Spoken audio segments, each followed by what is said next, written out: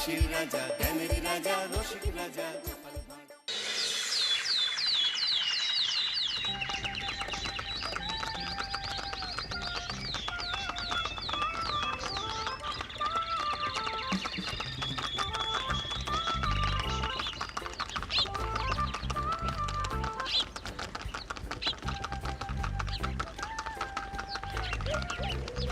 অনেক দিন পর বেশ লাগছে বন ভ্রমণ। মাঝে মাঝে কাজের ফাঁকে এইসব জায়গায় এলে মন খুব ভালো লাগে। শুদ্ধ বাতাস, মাটির সোনা গন্ধ, পাখির কলতান, আহা।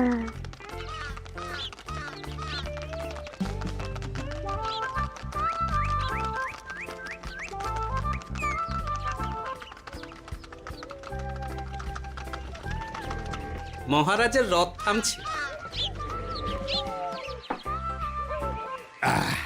আমরা এইখানে বসে আজ রাজকার্য পরিচালনা করব।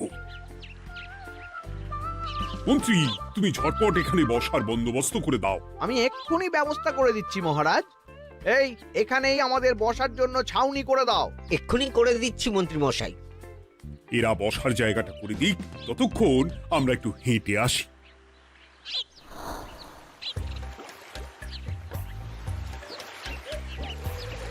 সকালবেলা হাঁটা শরীরের পক্ষে খুব ভালো মহারাজ।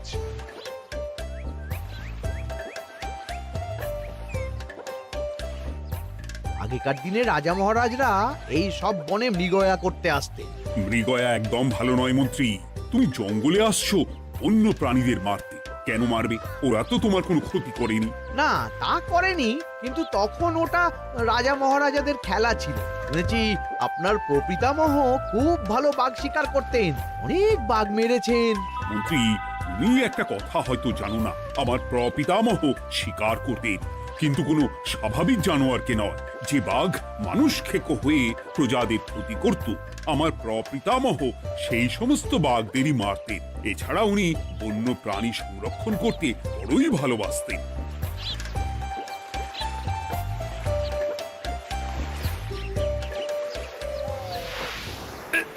উফ, এটা আবার কি? এই এটা আবার কোথা থেকে উড়ে এলো? কোথাও তো ঝড় হাওয়া কিছুই নেই।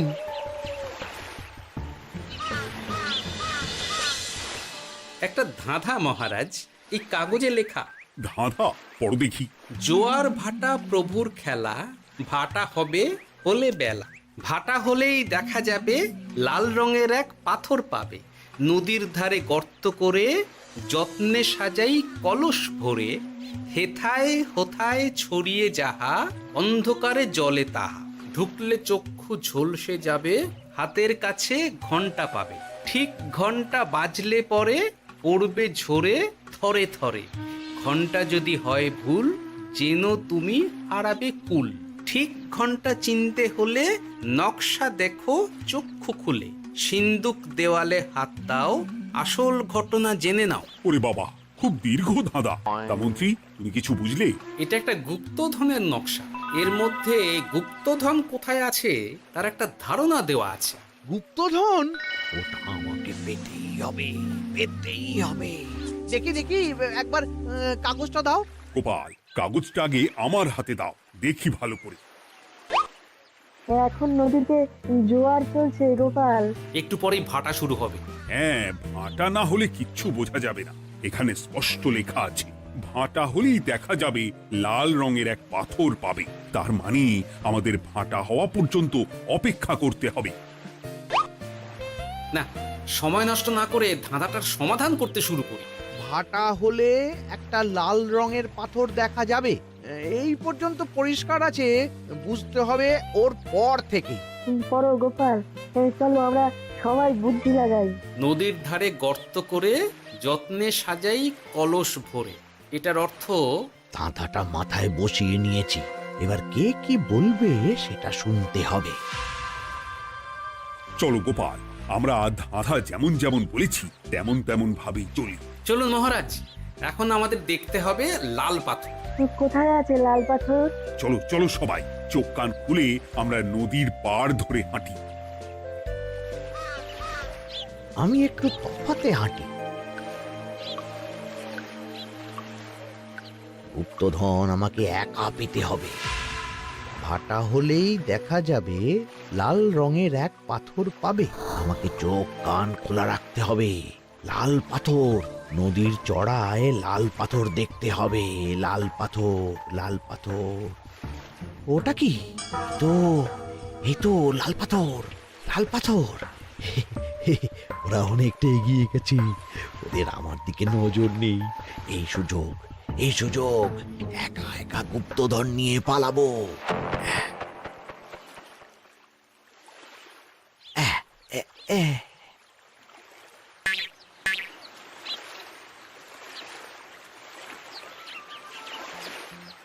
কি গো, আমরা তো হেঁটেই চলেছি, লাল পাথর তো কই দেখতে পাচ্ছি না। আরেকটু হাঁটতে হবে মহারাজ, গুপ্তধন বলে কথা, ওকে আর সহজে ধরা দেয়? সেটা অবশ্য সঠিক কথা। আচ্ছা, আমরা সবাই তো আসছি হেঁটে হেঁটে, মন্ত্রী মশাই গেলেন কোথায়? ও কি যে ঘটে! সত্যি তো, মন্ত্রী কোথায়? ও সেনাপতি, মন্ত্রীকে দেখেছো? কই না তো মহারাজ। তাহলে কোথায় গেলেন মন্ত্রী মশাই? এই জঙ্গলে বাঘ ভাল্লুক আছে, শেষে কিনা বাঘে নিল। হায় হায় হায়, মন্ত্রী গিন্নির কাছে আমি কি মুখ দেখাবো? হুম, বাঘ ভাল্লুকের পেটে যাবার লোক তো মন্ত্রী মশাই নন। ও গোপাল, কি ভাবছো? কিছু তো একটা বলো। এখন আমাদের মন্ত্রী মশাইকেই খুঁজতে হবে। তবে মন্ত্রী মশাই বাঘ ভাল্লুকের পেটে যায়নি। তুমি নিশ্চিত হচ্ছ কি করে? অত পেঁচালো মানুষকে বাঘ ভাল্লুক গন্ধ শুকেই ছেড়ে দেবে, হজম করতে পারবে না। না না না, এখন রসিকতা করার সময় নয়, আমাদের মন্ত্রীকে খুঁজে বার করতেই হবে। কোথায় গেল মন্ত্রী? চলো চলো, গুপ্তধন মাথায় থাক, চলো মন্ত্রীকে খুঁজি। আহ, মন্ত্রী কোথায় গেল কে জানে। একবার পুরো ধাঁধাটা ঝালিয়ে নি। ভাটা হলেই দেখা যাবে লাল রঙের এক পাথর পাবে। ভাটা হয়েছে, লাল রঙের পাথরের মাথায় চাপ দিয়ে গুহার মুখও খুলেছি। এবার নদীর ধারে গর্ত করে যত্নে সাজাই কলস ভরে। এটাই তো ঠিক বুঝতে পারছি না।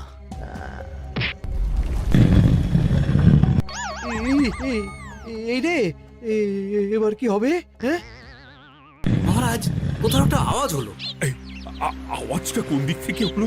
চলুন সামনে এগিয়ে যাই। আমার মনে হয় আওয়াজটা সামনের দিক থেকে এলো। আমারও তাই মনে হলো। তবে কি মন্ত্রী মশাই লাল পাথরের হদিশ পেয়ে গেছেন? আমাদের চোখে পড়লো না, অথচ মন্ত্রী মশাইয়ের চোখে পড়ে গেল। আসলে আমরা কথা বলতে বলতে গেছি, তাই নজরে পড়েনি। মন্ত্রী মশাই একা একা আমাদের পেছন পেছন আসছিলেন। উনি ইচ্ছে করেই আমাদের পেছনে পেছনে আসছিলেন। নিজে একা গুপ্তধন নিয়ে যেতে চেয়েছিলেন, এখন কোথায় আছেন কে জানে।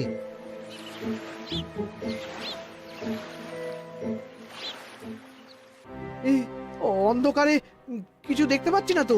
ধাঁধাতে কি ছিল? হ্যাঁ, কি ছিল?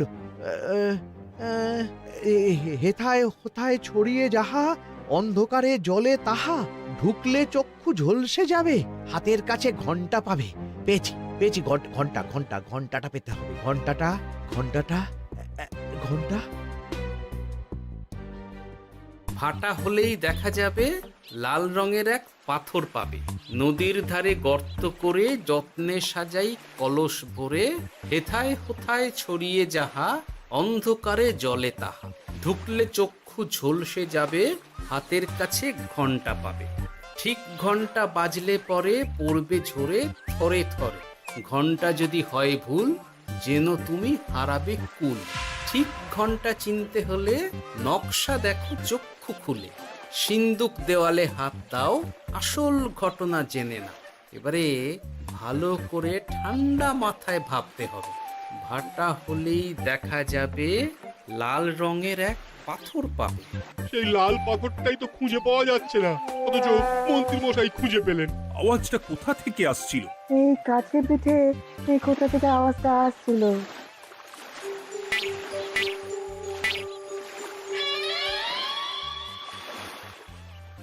এই তো, এটাই মনে হয় সেই লাল পাথর। একটু নাড়িয়ে চাড়িয়ে দেখি তো কিছু হয় কিনা।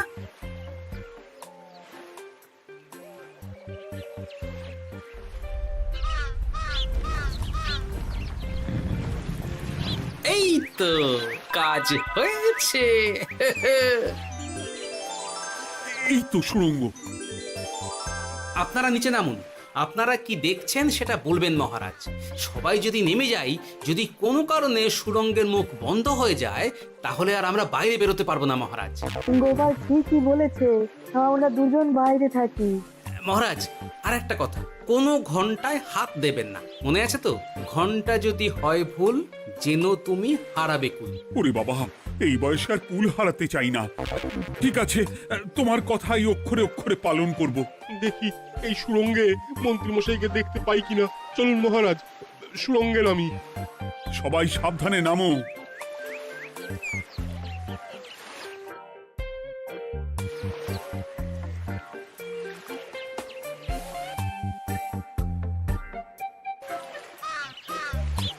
মহারাজ, ওখানে কি কি দেখতে পাচ্ছেন? ওখানে কি মন্ত্রী মশাই আছেন? না গোপাল, মন্ত্রীকে এখনো দেখতে পাইনি। শুধু আমি এখানে অজস্র পাথর দেখতে পাচ্ছি। পাথরে পাথরে ছয় লাভ, ছোট বড় অজস্র। পাথরগুলো বড় অদ্ভুত, কিরকম কিরকম মানুষ মানুষ করুন। লম্বা বেটে হরেক রকম। মানুষ মানুষ গরম, সেটা কি রকম? আর কিছু? কোনো কলসি কি দেখতে পাচ্ছেন? কলসি তো দেখতে পাচ্ছি না। মহারাজ, কলসি থাকতেই হবে, কারণ ধাঁধায় লেখা আছে, নদীর ধারে যত্ন করে যত্নে সাজাই কলস ভরে। গর্তটা আসলে হলো সুড়ঙ্গ, কিন্তু কলস। মহারাজ, মহারাজ, এইদিকে এইদিকে একটা কলসের মতো কি যেন আছে। এইদিকে আসুন, এদিকে এদিকে। হ্যাঁ গোপাল, দেখতে পেয়েছি। এবার আমি যেরকম যেরকম বলবো সেই রকম সেরকমই করবেন। আমি বিজ্ঞানীকে নদী থেকে জল তুলে পাঠিয়ে দিচ্ছি। পাত্র কোথায় পাবে? আমাদের জল খাবার যে পাত্র আছে সেটা আনতে লোক পাঠাচ্ছি। ঠিক আছে। শুধু একটা কথা বলছি, আপনারা কেউই সুড়ঙ্গের ভেতরে কোনো কিছুতে হাত দেবেন না। কেন গোপাল? সব পরে বলবো, এখন আমি যা বলছি সেটা শুধু মনে রাখুন। সুড়ঙ্গের ভেতরে কিছুতে হাত দেবেন না। ঠিক আছে। প্রহরী, তুমি যাও, যেখানে আমাদের বসবার আয়োজন করা হয়েছে সেখানে গিয়ে একটা জলের পাত্র নিয়ে নদী থেকে জল ভরে নিয়ে এসো। গোপাল, মন্ত্রীমশাই কোথায় গায়েব হয়ে গেলেন? কোথাও গায়েব হয়ে যাননি বিজ্ঞানী, কোথাও গায়েব হয়ে যাননি উনি। উনি ওই সুড়ঙ্গের ভেতরেই আছেন। কিন্তু কেউ তো ওনাকে দেখতে পাননি। সম্ভবত পাথর হয়ে আছে। এখন কিভাবে পাথর হয়েছেন সেটা তো আমি বলতে পারবো না। সবটাই স্বপ্নের মতো লাগছে। ঠিক যেন স্বপ্নের মতো লাগছে। এই জীবনে সুরঙ্গ দর্শন হয়ে গেল। আমাদের পাতাল প্রবেশ। পাতালে আসিয়া আমি মনে মনে বলি, গুপ্তধন নিয়ে আমরা যেন সৎ পথে চলি। তোমার এখনো কাব্য আসছে সভাকবি? আসছে মানে কাব্যের সাথে আছে রোমাঞ্চ, করছে গা শীত, হচ্ছি আমি অধীর। মহারাজ, জল দিয়ে বিজ্ঞানীকে পাঠাচ্ছি। কি করতে হবে বিজ্ঞানীকে সব বলে দিয়েছি। তুমি ভেতরে আসবে না? আসবো ঠিক সময়ে। এখন আমি যেমন যেমন বলবো আপনি ঠিক তেমন তেমন করবেন। ঠিক আছে। বিজ্ঞানী, যেমন যেমন বললাম ঠিক তেমন তেমন ভাবে কলসিকে জল দিয়ে পরিষ্কার করবে। মনে রেখো, ধাঁধায় আছে কলসি সাজাই যতন কর। তুমি একটা কথা মনে রেখো বিজ্ঞানী, কোথাও হাত দিও না কিন্তু। ঠিক আছে গোপাল, তোমার উপস্থিত বুদ্ধির তুলনা নেই। আমি যাচ্ছি গোপাল। সাবধানে সাবধানে। মহারাজ, বিজ্ঞানী যাচ্ছে। সাবধানে নামো, সাবধানে। মহারাজ, কলসিটা কোথায়? ওই তো, একটু সাবধানে যাও।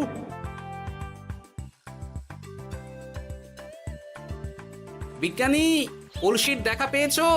পেয়েছি পেয়েছি পেয়েছি। এবারে কলসিটাকে ভালো করে জল দিয়ে ধুয়ে দাও। কলসির আলোয় সুড়ঙ্গ আলোকিত গোপাল। এরপর কি? ভালো করে দেখুন মহারাজ, কোথাও ঘন্টা দেখতে পাচ্ছেন কিনা। ঘন্টা? একটা তো নয়, সার সার ঘন্টা, অনেকগুলো ঘন্টা। সাবধান, ঘন্টায় হাত দেবেন না, শুধু দেখুন।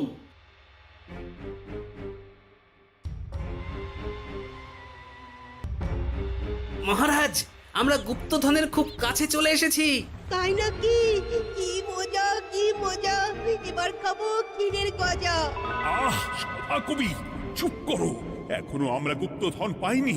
আমার মুখে দাঁড়িয়ে সবগুলো তারা আঁকা। বিজ্ঞানী, কোনো ঘন্টায় চাঁদের নকশা করা আছে কি? একটু দেখে বলো না। আমি আতস কাজ নিয়েই দেখছি, সব ঘন্টাতেই তারা আঁকা। খবরদার, কোনো ঘন্টাকেই ছোঁবে না। ঠিক আছে, কোনো কিছু না ছুঁয়ে আমি দেখছি। পেয়েছি গোপাল, চাঁদ আঁকার ঘন্টা পেয়েছি। ওই ঘন্টাটা বাজাও, বাজাও।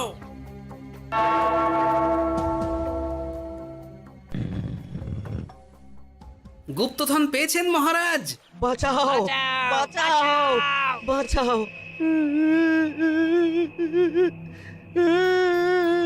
বাঁচান মহারাজ, বাঁচান বিজ্ঞানী, মহারাজ, মন্ত্রীর গলা পাচ্ছ না? মহারাজ, আমি পাথর হয়ে আছি, আমাকে মানুষ করুন মহারাজ।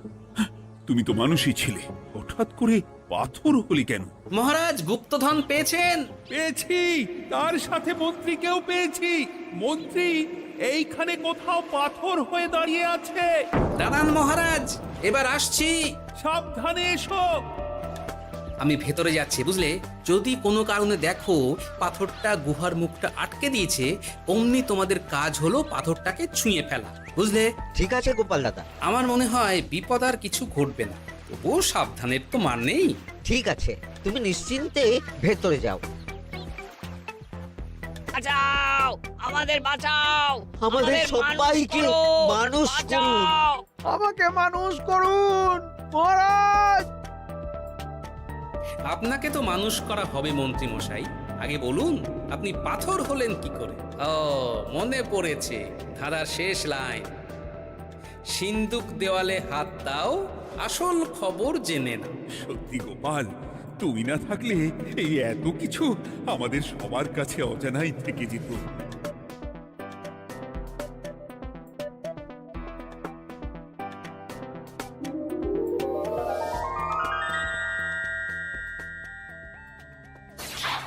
ধন্যবাদ আমাকে মুক্ত করার জন্য। আপনি কে? আমি যক্ষ। আমাকে এই ধন সম্পত্তি পাহারা দেওয়ার জন্য এক ডাকাত দলের সর্দার যক্ষ করে রেখেছিল। আমি 100 বছর ধরে এইখানে যক্ষ হয়ে আছি। আমি তোমার জন্য মুক্ত হলাম গোপাল। এই সম্পত্তি তোমার গোপাল। সম্পত্তি নিয়ে আমি কি করব? আমি এই সব সম্পত্তি মহারাজকে দান করলাম, রাজ্যের অনেক কাজ হবে এতে। তুমি ধন্য গোপাল, তুমি ধন্য। এবার আমার যাবার সময় এসেছে, আমাকে যেতে হবে। যাবার আগে এই পাথরগুলোকে মানুষ করে যান। এরা সব লোভী। আমি আমার সীমিত ক্ষমতায় এই গুপ্তধনের ধাঁধাকে এখানে যারাই ভ্রমণ করতে আসে তাদের হাতে তুলে দিই, কিন্তু কেউ এই ধাঁধার সমাধান করতে পারে না। সবার মনে লোভ কাজ করে, এই লোভ এদেরকে পাথর করে রেখেছে। পাথর হলো কি করে? একটা মানুষ এসে বুক ভরা লোভ নিয়ে আধা পুরো না জেনে পাথরে হাত দিলেই সে পাথর হয়ে যাবে। আমাদের আমাদের আমাদের ভুল ভুল হয়েছে, হয়েছে। আর লোভ আর করবো লোভ না, করবো না। আমাদের বাঁচাও। আমাকে মুক্ত করে দিন, আমার খুব ভুল হয়েছে মহারাজ, মুক্ত করে দিন আমায়। তুমি এখানে আগে এসেছিলে, তাই তো আগে এসে ভাবলে নিজেই একা একা গুপ্তধনকে হরপ করে দেবে। এদিকে তোমাকে না দেখতে পেয়ে আমাদের কত চিন্তা হচ্ছিল। যারা লোভী তারা কারো কথা ভাবে না, শুধু নিজের কথা ভাবে। আমাকে আর একটা সুযোগ দিন, আমি আর লোভ করব না মহারাজ। ও, তোমার কথার কোনো দামই নেই। না মহারাজ, আমাকে আর একটা সুযোগ দিয়ে দেখুন, আমি আর লোভ করব না, আমাকে মানুষ করুন মহারাজ। আমাদের সবাইকে আমাদের মানুষ সবাইকে করুন। মানুষ করুন, দয়া দয়া করে করুন, দয়া মানুষ করুন। যক্ষরাজ, এদের আপনি ক্ষমা করে দিন। ঠিক আছে, তোমাদের আবার মানুষ করে দিচ্ছি।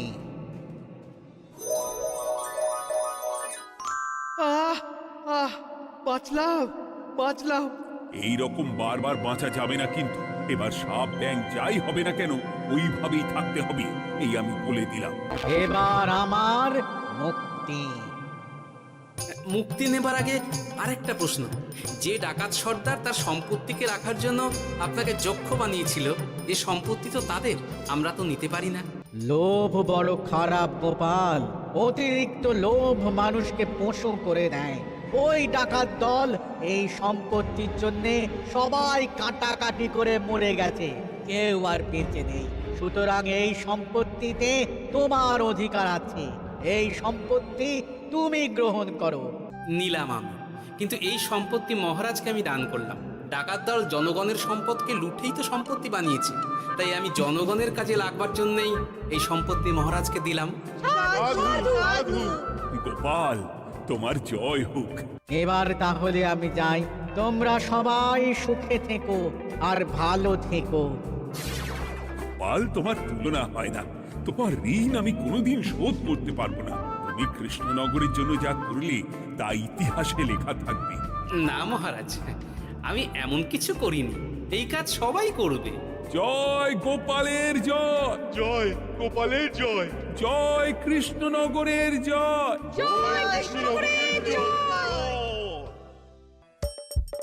হাসির রাজা জ্ঞানের রাজা রসিক রাজা